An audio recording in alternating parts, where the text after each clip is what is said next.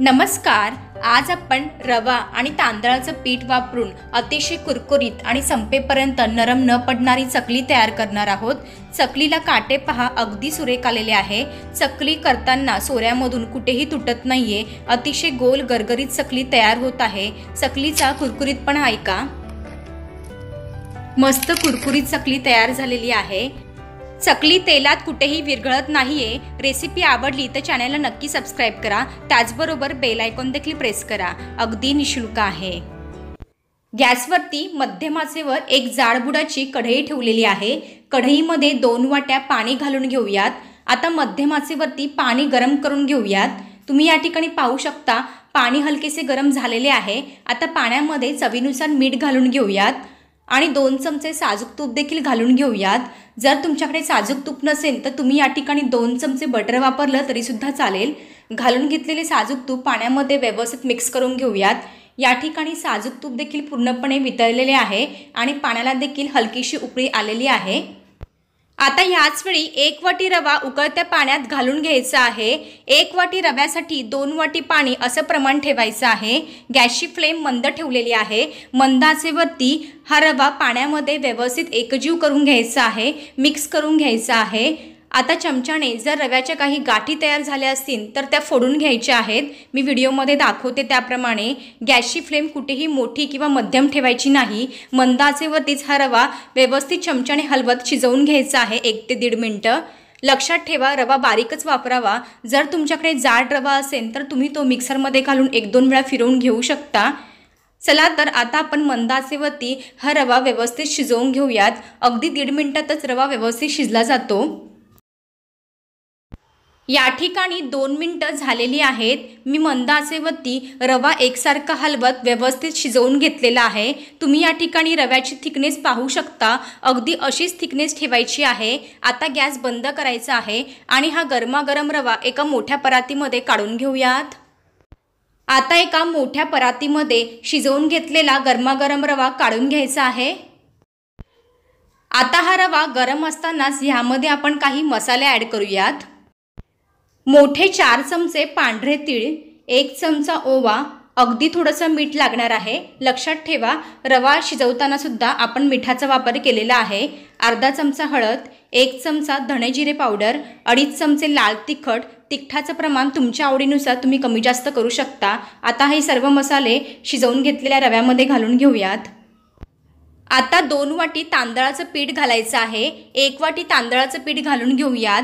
लक्षात ठेवा ज्या वाटीने रवा आणि पाणी मोजून घेतलं त्याच वाटीने तांदळाचं पीठ मोजून घ्यायचं आहे।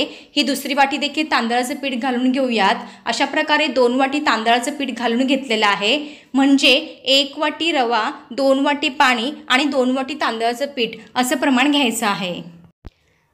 आता गरमागरम रव्यामध्ये घालून घेतलेले मसाले आणि तांदळाचं पीठ व्यवस्थित एकजीव करून घ्यायचं आहे। लक्षात ठेवा रवा फार गरम आहे त्यामुळे काळजीपूर्वक ही कृती तुम्हाला करायची आहे। लक्षात ठेवा रवा गरम असताना सर्व मिश्रण व्यवस्थित एकजीव करून घ्यायचं आहे।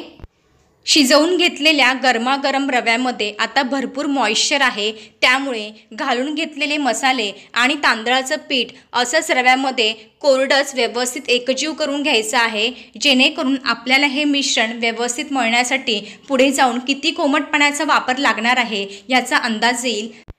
चला तर घालून घेतलेले मसाले आणि तांदळाचं पीठ रव्यामध्ये व्यवस्थित मिक्स करून घेऊत। अशा प्रकारे पाण्याचा वापर न करता मी तांदळाचं पीठ रव्यामध्ये व्यवस्थित एकजीव करून घेतलेलं आहे, मिक्स करून घेतलेलं आहे कोरडंच। परफेक्ट। आता थोडे थोडे कोमट पाणी वापरून हे पीठ व्यवस्थित एकजीव करून घ्यायचं आहे, पीठ मळून घ्यायचं आहे। लक्षात ठेवा थंड पाण्याचा वापर करायचा नाही, कोमट पाण्याचाच वापर करा। या प्रकारे तांदळाचं पीठ शिजवून घेतलेल्या रव्यामध्ये आधी असे कोरडेच मिक्स करून घेतल्यामुळे नंतर आपल्याला अंदाज येतो की आपल्याला किती कोमट पाणी लागणार आहे। जर तुम्ही आधीच कोमट पाण्याचा वापर करून हे पीठ मळले तर कदाचित तुमचे पीठ सैलसर होण्याची शक्यता असते। म्हणून या प्रकारे थोडा थोडा कोमट पाण्याचा वापर करून व्यवस्थित पीठ एकजीव करून मळून घ्यायचं आहे। या प्रकारे थोडा थोडा कोमट पाण्याचा वापर करून छान असं घट्टसर पीठ मळून घ्यायचं आहे। लाईटचं रिफ्लेक्शन मध्येच थोडं कमी जास्त होत आहे, त्यामुळे तुम्हाला व्हिडिओमध्ये थोडंसं पीठ मध्येच पांढरं किंवा पिवळं दिसत असेल त्याबद्दल क्षमा असावी। असे घट्टसर पीठ मळून घेतल्यामुळे चकलीला काटे अगदी सुरेख येतात। सैलसर पीठ अजिबात मळायचे नाही। जर तुम्ही सैलसर पीठ मळले तर तुमची चकली आतून कच्ची राहण्याची शक्यता असते किंवा चकली तळल्यानंतर जास्त तेल पिऊ शकते किंवा जास्त काळ कुरकुरीत देखील राहणार नाही। त्यामुळे पीठ असं घट्ट मळून घ्या। अगदी जास्त असं घट्ट देखील मळायचं नाही, नाहीतर चकली करताना चकली पाडताना मध्येच तुटू शकते किंवा तुम्हाला चकली पाडताना त्रास देखील होऊ शकतो। अशा प्रकारे चकली बनवण्यासाठी लागणारे पीठ मळून घेतलेलं आहे। तुम्ही या ठिकाणी पिठाची थिकनेस पाहू शकता। अगदी अशीच थिकनेस ठेवायची आहे। चला तर लगेचच आपण चकली बनवायला सुरुवात करूयात। आता तयार करून घेतलेले चकलीचे मिश्रण थोडे थोडे करून चकलीच्या सोऱ्यामध्ये भरून घेऊयात। मिश्रण चकलीच्या सोऱ्यामध्ये दाबून दाबून भरायचे आहे। हे पहा, या पद्धतीने सोऱ्याचे वरचे झाकण देखील लावून घेऊयात आणि आता लगेचच चकली बनवायला सुरुवात करूयात। मी या ठिकाणी एका स्टीलच्या ताटामध्ये चकली करायला सुरुवात केलेली आहे। तुम्ही या ठिकाणी पाहू शकता, चकली करताना मध्येच कुठेही तुटत नाहीये। चकलीला काटे पहा, अगदी सुरेख आलेले आहे। अगदी काटेरी चकली तयार होत आहे। मस्त गोल गरगरीत चकली या ठिकाणी तयार होत आहे। मी या ठिकाणी मध्यम आकाराची चकली तयार करून घेत आहे। तुम्ही तुमच्या आवडीनुसार मोठी किंवा छोटी चकली तयार करू शकता। हे पहा, मस्त अशा गोल गरगरीत काटेरी आणि मध्यम आकाराच्या चकल्या तयार करून घेत आहे। शेवटचा वेढा असा प्रेस करून घ्यायचा आहे, जेणेकरून तेलात टाकल्यावरती तो सुटणार नाही। चला तर याच पद्धतीने तुम्हाला आणखी 4 ते 5 चकल्या तयार करून दाखवते।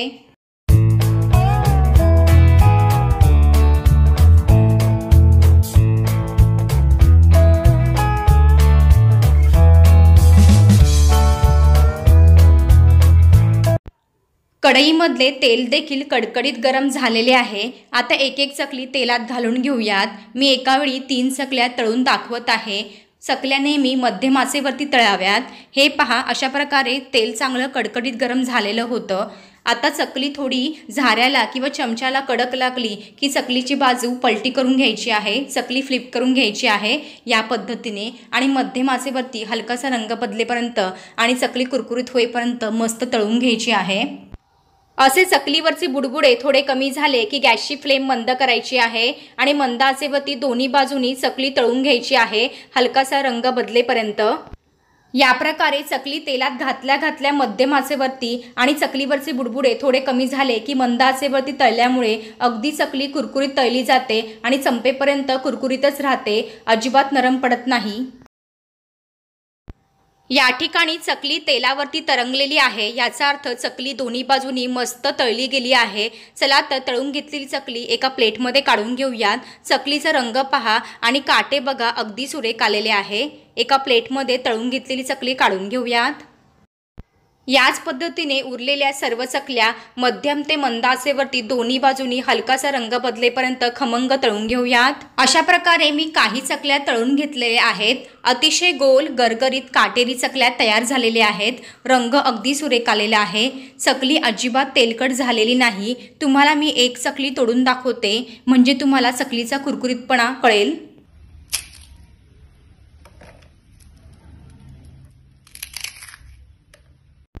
अतिशय खुसखुशीत आणि कुरकुरीत चकली तयार झालेली आहे। अगदी संपेपर्यंत नरम पडणार नाही। कशी वाटली तुम्हाला माझी आजची रेसिपी? आवडली असेल तर नक्की करून बघा।